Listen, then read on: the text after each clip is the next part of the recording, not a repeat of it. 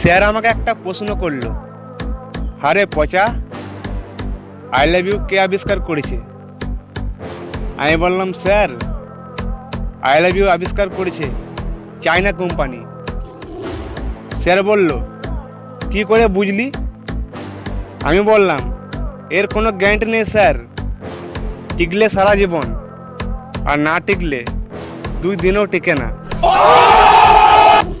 আমার একটা বন্ধু বলছে, আগে গরিব ছিলাম, আজ বড়লোক হয়েছি, আজকে আমার কাছে অনেক টাকা আছে, আমি চাইলে দুনিয়ার সব কিছুই কিনতে পারি। হ্যাঁ ভাই, তোর কাছে টাকা আছে, তুই সব কিছু কিনতে পারিস, কিন্তু আমি বলি কি,